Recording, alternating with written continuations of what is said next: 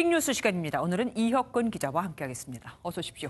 오늘 첫 번째 키워드는 뭡니까? 네, 첫 번째 키워드는 아빠 찬스 엄벌입니다. 누가 또 아빠 찬스를 썼나 보죠? 네, 법원이 37살 남성 유모 씨에게 다시 군대에 가라고 판결했습니다. 이유는 유 씨가 자신의 아버지 회사에서 군 복무를 했다는 건데요. 실제 유 씨는 군 생활 중 14개월은 아버지 회사 연구소에서 근무했습니다. 37살이면 군 생활을 한 지 꽤 된 것 같은데 왜 이제서야 적발이 된 거죠? 네, 유 씨가 2016년에 군 복무를 마쳤는데요. 그로부터 2년 뒤 유 씨 아버지 회사가 납품 비리로 경찰 수사를 받으면서 덜미를 잡혔습니다. 서류상으로는 회사 대표가 유 씨 아버지가 아니었지만 실질적인 대표는 유 씨의 아버지라는 진술이 나온 겁니다. 그중에서 어느 부분이 위법한 거였습니까? 네, 병무청의 해석을 먼저 한번 들어보시죠.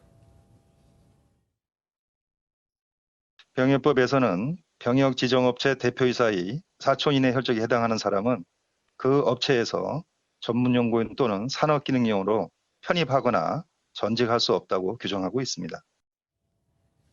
유 씨는 자신의 아버지가 법인 등기상 대표가 아니라는 점을 내세워 법적 다툼을 벌였습니다. 예, 그럼 법원의 판단은 뭐였습니까? 네, 법원은 병역법에서 규정을 하고 있는 대표이사가 법인 등기상 대표뿐 아니라 실질적 대표도 포함하는 개념이라고 봤습니다. 사기업은 등기상 대표와 실제 경영자가 다른 경우가 많다고 덧붙이기도 했는데요.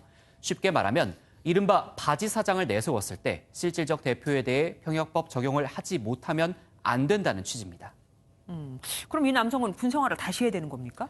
네, 맞습니다. 유 씨는 현역 입영 대상자로 다시 편입됐습니다.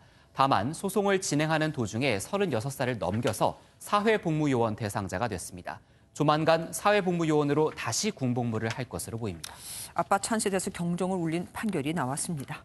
다음 키워드는 뭡니까? 네, 두 번째 키워드는 혼외자 인정입니다. 이것도 혹시 아빠 문제입니까? 네, 맞습니다. 우리나라 이야기는 아니고 벨기에 왕실의 이야기입니다. 올해 85살이 된 전 벨기에 국왕 알베르 2세가 51살 딸 벨의 존재를 인정했는데요. 발표문을 들어보시죠. Juridiquement, il arrête là, en quelque sorte, le combat judiciaire et accepte que Delphine Boel devienne son 4e enfant. 자연스럽게 받아들인 게 아니라 버티다가 인정한 그런 느낌이 드는데 어떻게 얘기가 됐길래 이렇게 나온 겁니까? 네, 부인들의 말에서 좀 폭로가 부인들, 이어졌습니다. 네. 부인들이었습니다.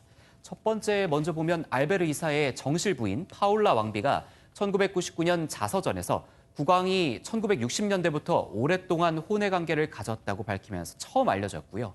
이어 알베르 2세가 퇴임을 했던 2013년 이번엔 벨의 어머니가 알베르 2세와 20년간 연인 관계였고 그 사이에 딸을 뒀다고 폭로를 했습니다. 당시 알베르 2세는 불륜을 인정하지 않았습니다. 그래서 결국 법정 다툼으로 간 건데 과정이 험난했을 것 같습니다. 네, 맞습니다. 딸이 2013년에 친자 확인 소송을 냈는데요.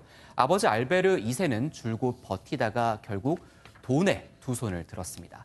지난해 법원이 유전자 검사를 거부하면 매일 650만 원씩 벌금을 부과하겠다고 하자 알베르 2세가 유전자 검사에 응했고 부녀 관계라는 게 드러났습니다. 51년 만에 아버지를 아버지라 부를 수 있게 된 겁니다. 그러면은 그 딸은 어떤 권리를 갖게 됩니까? 네, 친딸은 이제 벨이 공주가 된 거거든요. 벨기에 그렇죠. 왕실의 공주가 되죠. 그러니까 자연스럽게 벨기에 왕가의 성을 따르게 됩니다. 또 아버지 알베르 2세의 재산 가운데 8분의 1에 해당하는 권리를 갖게 됐습니다. 그게 어느 정도 됩니까? 액수가? 정확하게 공개가 되면 좋을 텐데 정확한 수치는 나오지가 않았고요. 장남인 벨기에 국왕의 재산으로 미루어 보면 꽤 많을 것으로 추정이 됩니다. 필립 벨기에 국왕의 재산은 140억 정도입니다.